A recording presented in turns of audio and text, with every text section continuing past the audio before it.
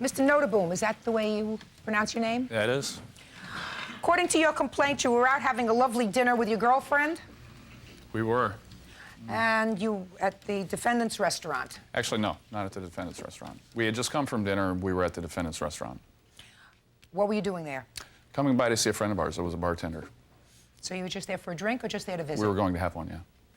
And according to your complaint, you were manhandled by one of the defendant's employees, Doorman. Yes.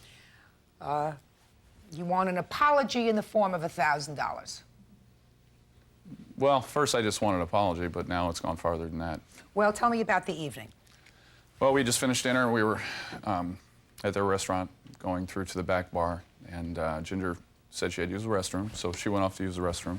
And within about another minute, a gentleman sitting here in a black t-shirt, black shirt, came up to me and said I couldn't stand there, I had to move.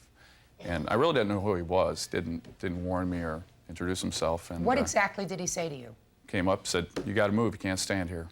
Did you say why? I said I was waiting for her to come out of the restroom. I'd only be a minute. And he said he didn't care, you got to move or you're out of here. And I said, well, you better get your manager, your doorman.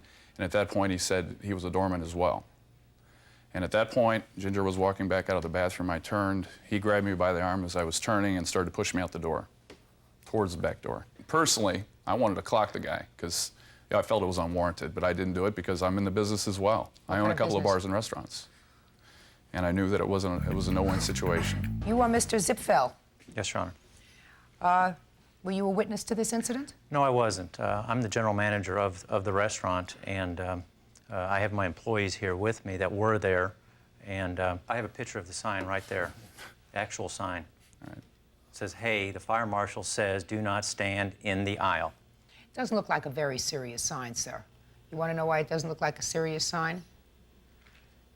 Because there's misspelling in there. That's, you know, it doesn't look like a fire marshal sign. It's not an actual fire marshal sign. It's just, in our concept has that kind of wordage on their menus and all that type of thing. Just a suggestion to you, and I know it's gratuitous, but if you want somebody to take a sign seriously, you don't spell says, S-E-Z. If you want them to take it seriously, you make it look like a serious sign, not like it's a joke. All right, let me hear from you up here. Your name, sir? Alex Spiegel. Alex Spiegel? Mr. Spiegel, you want to tell me you are the doorman or whatever? I'm the doorman here, yeah. Tell me about your recollection of the evening. Okay, on the night, I was standing next to the stairs where the yellow stairs were, and when I turned around, this gentleman was standing in the aisle, and there was, like the manager said, the night was pretty slow, so there was nobody else standing there. So I asked him once if he could move. Why? Because, well, first, it is... There's nobody else standing there. Because the waiters have to get food from the kitchen to the tables, and they have big trays, and it's a lot. So fire marshal said, you know, he will be in trouble if fire marshal comes in and there are people in the aisle.